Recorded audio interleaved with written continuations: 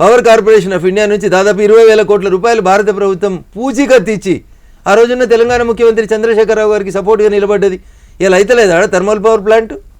మరి ఆ లోన్ ఇచ్చిన రోజు ఎవరన్నా ఎంపీలకు కమిషన్ ఇచ్చిరా మీరు?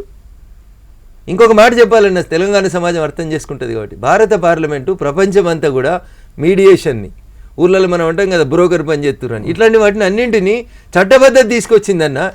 మీకు గుర్తుండాలి, ఎన్వి రమణ గారు అనేటువంటి సుప్రీంకోర్టు ప్రధాన న్యాయమూర్తిగా రిటైర్డ్ అయిన తర్వాత ఆ రోజు ఆ ప్రధాన న్యాయమూర్తిగా పనిచేసినటువంటి గౌరవనీయులు ఎన్వి రమణ గారిని తీసుకొని గౌరవ నాటి ముఖ్యమంత్రి చంద్రశేఖరరావు గారు, కేటీఆర్ గారు వీళ్ళంతా పోయి గచ్చిబౌలిలో ఒక పెద్ద మీడియేషన్ సెంటర్, ఆర్బిట్రేషన్ సెంటర్ ఒక పెద్ద సెంటర్ని ఓపెన్ చేసిరు కదన్న.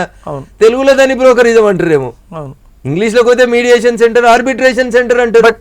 సుప్రీంకోర్టే దాన్ని ఒప్పుకుంది కదా. ఎంపీ గారు మీరు 3 photos చెప్తున్నారు. నిన్న కేటీఆర్ మాట్లాడుతూ ఆ భూమిలో 10,000 కోట్ల స్కామ్ జరిగింది.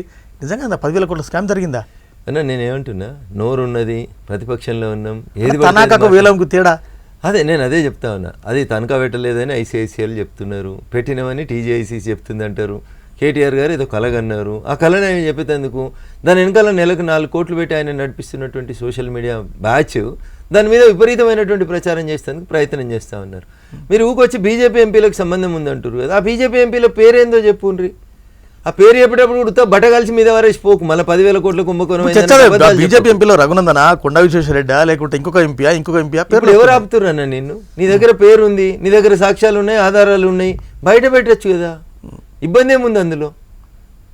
కానీ ఇక్కడ నిన్న బీఆర్ఎస్ ఇదే కేటీఆర్ కొంత ఒక సామెతను గుర్తు చేస్తున్నారు.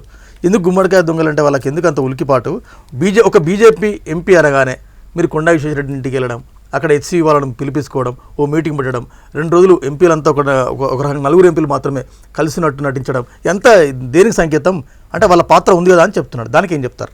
సో భారతీయ జనతా పార్టీ ఎంపీలు ఏం చేయాలనేది కేటీఆర్ గారు చెప్పాల్సి. మరి మేము ధర్మేంద్ర ప్రధాన్ని కలిసినాం, ఆ రోజు కళ్ళు దొబ్బినాయా? మేము భూపేందర్ యాదవ్ గారిని కలిసినాం, ఆ రోజు కళ్ళేడ వీకినాయి నీకు? పొద్దుగాల 5 ఎంపీలను కలిసినాం, పొద్దుకు 6 ఎంపీలను కలిసినాం. అందుబాటులో ఉన్న ఎంపీలందరూ కలుస్తారు. విశ్వేశ్వరరెడ్డి గారి constituency central university Chevella parliament కిందకి వస్తుంది. ఆయన ఇనిషియేట్ తీసుకున్నాడు, రమ్మన్నాడు, పోయినాము, ఎంపీలను కలిసినాము. అంటే మీరు యూనివర్సిటీ వెళ్ళొచ్చు కదా ఎంపీల హోదాలో? మేము అక్కడికి వెళ్తే ఘర్షణ వాతావరణం వస్తుంది, మీడియా అటెన్షన్ డ్రా అవుతుంది. అక్కడ ఏమైనా ఇష్యూస్ జరిగితే పోలీసులు కొన్ని నిబంధనలు పెట్టిండ్రు, సుప్రీంకోర్టు స్టే ఇచ్చింది. కొంచెం చట్టం తెలిసిన వ్యక్తులుగా గౌరవప్రదంగా ఉందామని చెప్పి 3rd ప్లేస్లో కలుద్దాం అనుకున్నాం. లేదు సార్ మీ దగ్గర రావడానికి మాకు అభ్యంతరం లేదని వీసీ గారు అన్నప్పుడు రమ్మన్నాం, వచ్చినాం. దాంట్లో ఏమి ఇబ్బంది ఉంది? నేను ఒక మాట అడగాను, మాట్లాడతారు సందర్భం. కిషన్ రెడ్డి గారు ఊర్లో లేరు, వారు వేరే పనిలో ఉన్నారు, మాట్లాడతారు. అంటే ఒక ఎంపీగా మాట్లాడాక లోకల్ ఎంపీ విశ్వేశ్వరరెడ్డి గారికి లేదా? మరి ఆయన మాట్లాడితే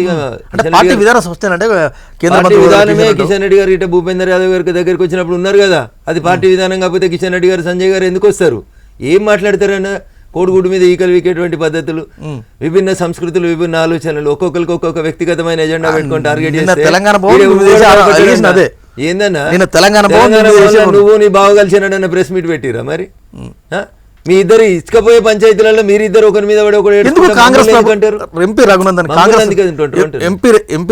కాంగ్రెస్ ప్రభుత్వం మీద, ముఖ్యంగా రేవంత్ రెడ్డి మీద ఈగ వాలనీయం లేదు అంటే ఏం చెప్తారు? ఏమున్నదన్న, Revanth Reddy will be the last chief minister of Congress.